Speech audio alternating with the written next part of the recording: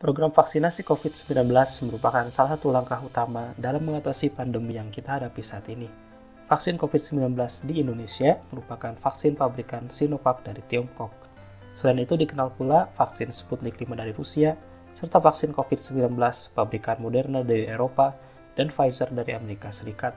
Ilmuwan Indonesia sendiri juga mengembangkan vaksin merah putih sebagai vaksin COVID-19 buatan dalam negeri. Sebenarnya apakah perbedaan dan persamaan dari vaksin-vaksin tersebut? Baiklah, sebelum kita lanjutkan pembahasan kita, terlebih dahulu perkenalkan saya Cecep, selamat datang di Ceherang.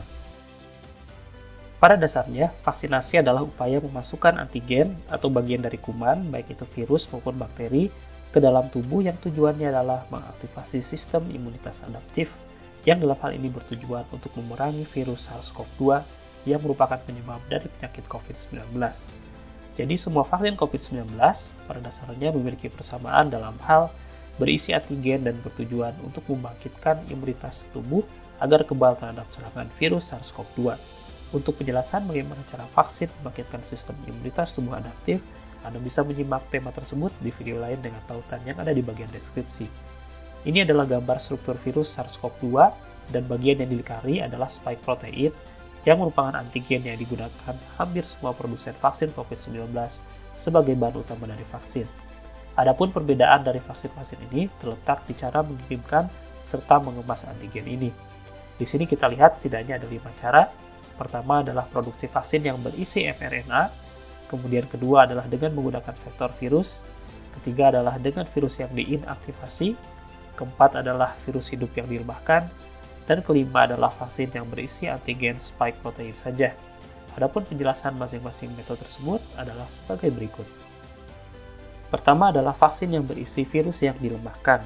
Jadi terlebih dahulu dipilih virus varian khusus yang sudah dilemahkan, sehingga virus ini walaupun dapat menginfeksi, tetapi daya infeksinya sudah jauh lebih lemah dan hampir tidak menyebabkan penyakit. Contoh vaksin lain jenis ini adalah vaksin polio oral, vaksin campak, serta vaksin cacar. Untuk vaksin COVID-19 sendiri, jarang produsen yang menggunakan cara ini untuk pengembangan vaksin COVID-19. Dan memang sampai saat ini belum ada vaksin COVID-19 dari virus yang dilemahkan yang sudah mencapai uji klinis fase 3. Jenis selanjutnya adalah vaksin yang berisi virus yang diinaktivasi. Artinya virus kita kembangbiakan, kemudian virus tersebut diinaktivasi, sehingga virus tidak akan menimbulkan infeksi atau penyakit saat diberikan. Teknologi ini termasuk teknologi yang telah matang, dan vaksin Sinovac adalah salah satu vaksin COVID-19 yang memakai metode virus yang diinaktivasi. Selanjutnya adalah vaksin yang berisi satu antigen virus tunggal saja. Jadi misalnya pada COVID-19, kita produksi hanya spike protein saja. Kemudian kita murnikan dan dikemas sebagai vaksin.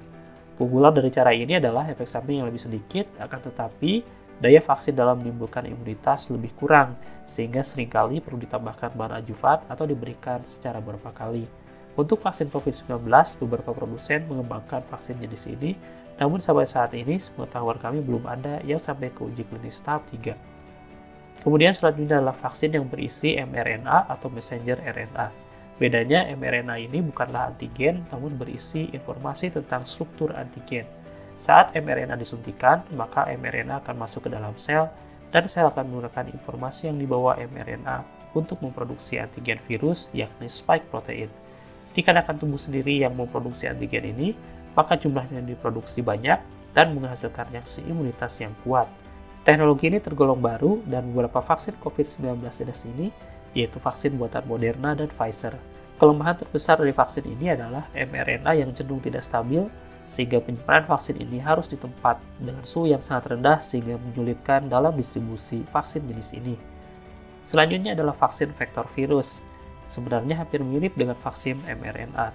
Bedanya, gen dari antigen spike protein terlebih dahulu direkombinasi atau digabungkan ke virus yang nantinya akan menjadi vektor.